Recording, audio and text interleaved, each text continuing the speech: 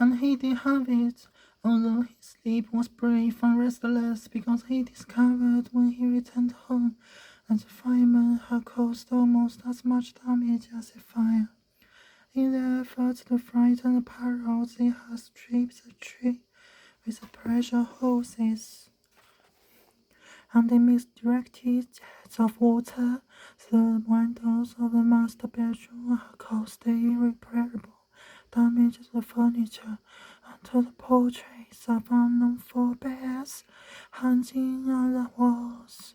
Thinking that there really was a fire, the neighbors had hurried over when they heard a bell on the fire truck, and if the disturbance was no worse, it was because the squaws was closed on Sundays.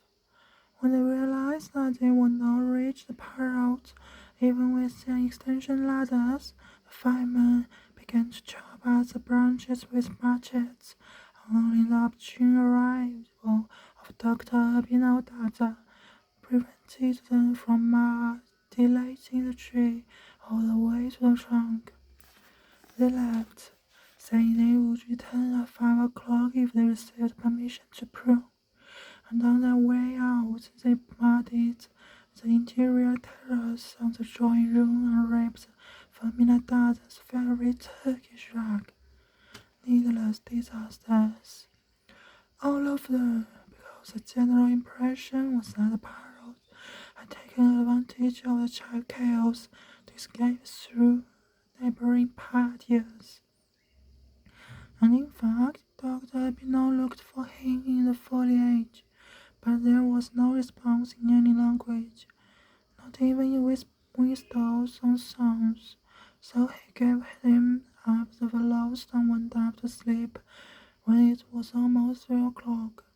But first, he enjoyed the immediate pleasure of smelling a great garden in his urine that had been purified by lukewarm asparagus. He was awakened by sadness, not the sadness he had felt that morning when he stood before the corpse of his friend, but the invisible clouds that would saturate his soul after his siesta, and which he interpreted as divine notification that he was leaving his throne in the afternoons. Until the age of 50, he had not become conscious of the size and weight and condition of his organs. Little by little, as he lay with his eyes closed after his daily siesta, he had begun to feel them, one by one, inside his body, feel the shape of his insomniac heart, his mysterious liver, his hermeneutic pancreas, and he had slowly discovered that even though these people were younger than he was, and that he had become the only survivor of his generation's legendary group portraits. When he became aware of his first bouts of forgetfulness, he had recourse to a tactic he had heard about from one of his teachers at the medical school. The man who has no memory, the man who has no memory makes one out of paper. But this was a short-lived illusion, for he had reached the stage where he would forget when the written reminders in his pocket meant search the entire house for the eyeglasses he was wearing, turning the key again after locking the doors, and lost the sense of what he was breathing because he forgot the premise of the arguments or the relationships among the characters. But what disturbed him most was his lack of confidence in his own power of reason. Little by little, as in an ineluctable shipwreck, he felt himself losing his good judgment. With no scientific bias except his own experience, Dr. Giovanni Urbino knows that most fatal diseases are their own specific order. but though none was as special as old age. He detected it in the cadaver's slit open from head to one on the dissecting table.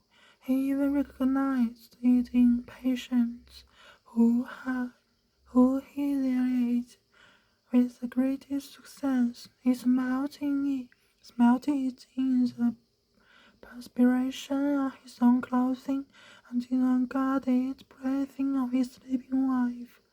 If he had not been what he was, an innocent son of a star Christian, perhaps he would have regret states that had to be ended before it was too late.